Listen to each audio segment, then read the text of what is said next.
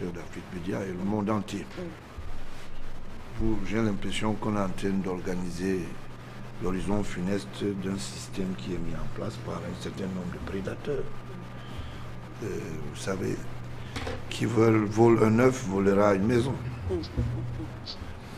Je vois comment tout le monde est énervé, mais ce n'est pas nouveau.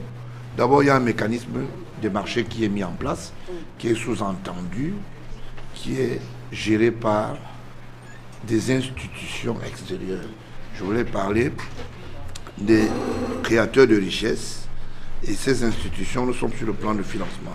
Il y a les projets structurants, il y a maintenant ce qu'on appelle le budget d'investissement public. Ça fait qu'aujourd'hui, que vous vouliez ou pas, voilà, que vous vouliez ou pas, la réalité c'est quoi? C'est que le système a organisé en amont selon les lois, et on vote les lois en fonction des attentes. Ça veut dire qu'au niveau de notre Assemblée nationale, on vote la loi et on prévoit qu'on va détourner. Quand une loi est déjà une mauvaise loi, ça entraîne très vite le goulot d'étranglement au niveau de l'économie. Et c'est ça qui est dangereux.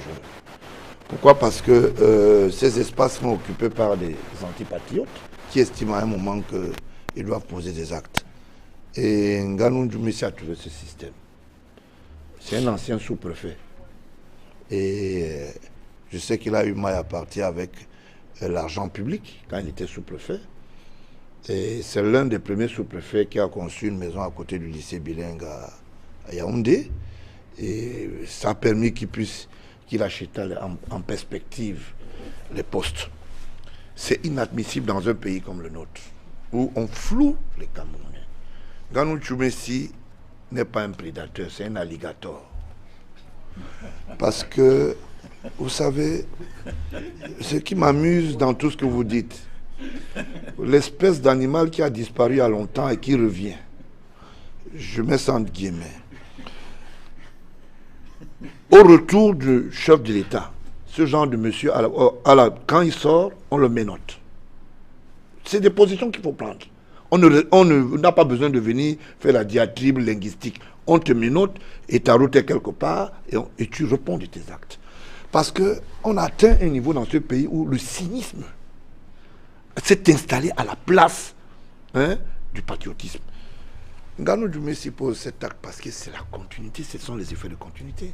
Pourquoi? Parce que quand on sait que Bokam est allé avec beaucoup d'argent à travers le ministère des Travaux publics, mais Senghor avait la même chose. Ils se sont enrichis. Bokam fêtait en 2001 son 17e milliard. Alors, on ramène encore un monsieur comme ça aux affaires et on nous dit, bon voilà, il va prêter serment à quoi? Il devient un ripou. Il faut dire les choses comme ça se doit. Et ces gens ont des casseroles. Les services qui ont cette expertise, la justice et autres, ont aujourd'hui des preuves. Ça ne souffre d'aucune contestation. Ça veut dire que c'est un effet d'enchaînement. Et c'est pour cela que quand Djoumissi pose un acte, il dit les autres sont passés et moi avec. Djoumissi a acheté des champs, même pas dans son village. Sa femme est bassa. C'est-à-dire qu'il a acheté tous les riverains. C'est-à-dire quand vous passez du Nyon Ekele, vous remontez vers le sud, il est même allé jusqu'à la Meufouakono. Acheter des terrains. Vous pensez que ça, c'est des gens normaux? Ce n'est pas des gens normaux. Comment quelqu'un peut avoir de l'argent qui pèse plus que son cercueil? C'est pas normal. Ça veut dire que le problème de Djoumissi aujourd'hui, c'est quoi?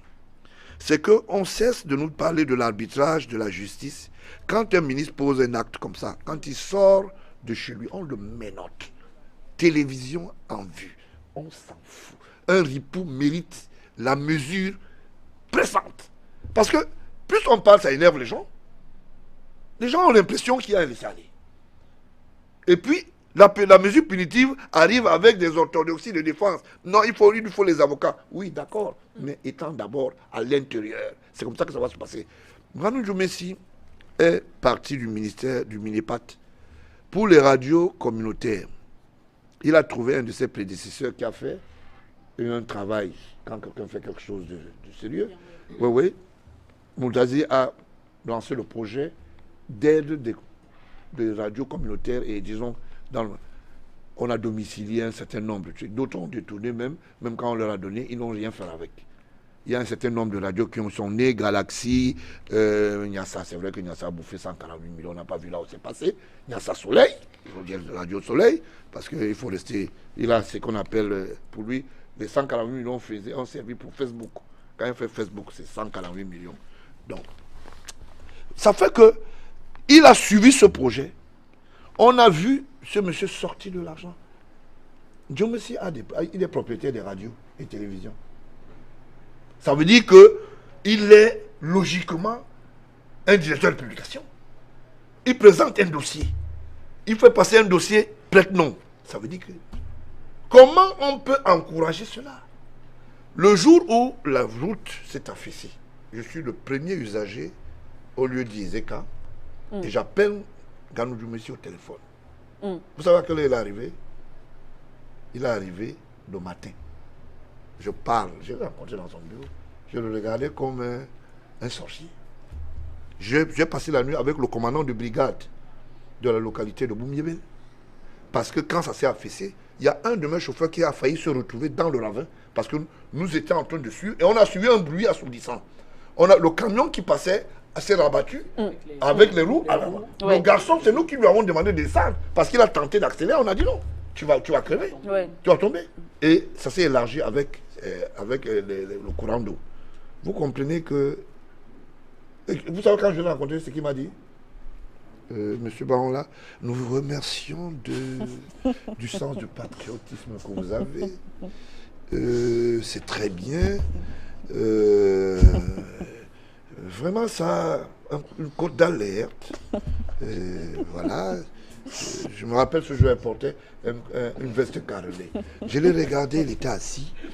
J'ai dit, je crois que le régime du renouveau aussi va nous faire voir. Il ne me dit pas que vous avez couru le risque de mourir. Vous comprenez? Lui se soucie et s'assied. J'étais dans son ministère. Alors quand il me reçoit, bon monsieur, bon, vous venez passer au bureau. Et puis il me guettait si je veux lui demander une petite enveloppe. Donc je le regarde, je lui dis, monsieur le ministre, je suis venu vous dire qu'il faut commencer à faire ce qu'on appelle l'anticipation de l'entretien. Et il y a d'autres trucs. Oui, effectivement, il y a des bus qui sont machin. Il est allé chercher son ami Siaka. Il mangeait l'argent là ici, souvent à Douala, tout le monde, tous les week-ends. Je vous rappelle que ce monsieur est à Douala. Tous les week-ends. Donc, voilà des ministres. Quelqu'un a posé un acte patriote. Quand il arrive dans ton bureau, tu croises les pieds et de temps en temps, il se lissait les mains comme le président de la République, vous savez. C'est patriote, monsieur. Vous savez. Vraiment, c'est sérieux. Et c'était vraiment, c'est un incident. Nous allons faire des... D'ailleurs, nous sommes sur le terrain, monsieur Baron, là. Vous savez, il n'y a pas de problème. Monsieur le ministre, bon, si vous avez un problème, je dis, lequel, monsieur le ministre, je suis venu simplement vous dire que le travail n'est pas bien fait. Et il faut anticiper. Et pour anticiper, il a pété Siaka pour se servir. Tu sais, là, on fabrique les bus sur le terrain. Le matériel, c'est eux qui produisent. Est-ce qu'on peut vendre une bus à 100 millions? Est-ce que c'est sérieux? Voilà des coûts que les gens posent. Et quand tu poses un acte comme ça, je les regarde, je dis, mais ce monsieur, il a eu mal à partir avec la justice quand il était sous-préfet. À l'époque, on lui avait posé la question, l'immeuble que tu as là au lycée Bilingue, toi, tu as fait comment en tant que sous-préfet pour le construire? Dis-nous. Il a commencé à bégayer. Ce monsieur, je l'ai vu travailler au premier ministère. Voilà des gens qui animent des comportements de prédateurs et ils pensent qu'on doit les couvrir et on va continuer à les couvrir. L'histoire de 49 millions de machins. Voilà ce qu'il a voulu faire. Comme il sait qu'en ce moment, le dossier de la prédation, il a une implication parce qu'il est au TCS, parce que beaucoup de gens ne savent pas. Il y a la connexion. Quand on dit l'autre, si on dit votre comptable, ça veut dire que vous-même, l'ordonnateur, vous êtes déjà proche. Qu'est-ce qui se passe? Monsieur sait qu'ils savent qu'il y aura un balayage systématique. Maintenant, chacun se positionne en fonction de l'actualité. Il marche avec des agrégats, il dit, pourquoi il parle de ce... parce que quand on va dire, non, c'est lui qui est venu, au sud, il n'y avait même pas une route. Il est venu sauver le village. Aucun projet. Il y a des projets même d'utilité publique dont les élites. Je prends ici l'élite.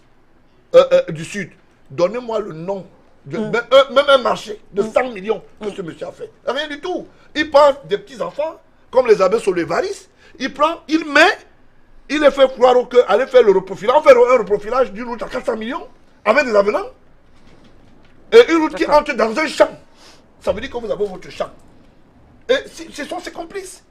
Ce même Doubessi a des plantations qui ont été financées par l'argent du Minepat. Parce qu'il y a un volet que agriculture et autres. Ouais. Donc, je pense qu'il y a un problème, madame. Vous soucitez par là, oui, allez-y. Oui. Vraiment, c'est malheureux. Moi, c'est pour ça que j'ai dit, je pense que le chef de l'État, pour nous rendre service, oui. Si ce monsieur arrive comme ça, on le ménote. On le déshabille. Parce que le peuple est fatigué. Ça pousse les gens à la limite, à la strose.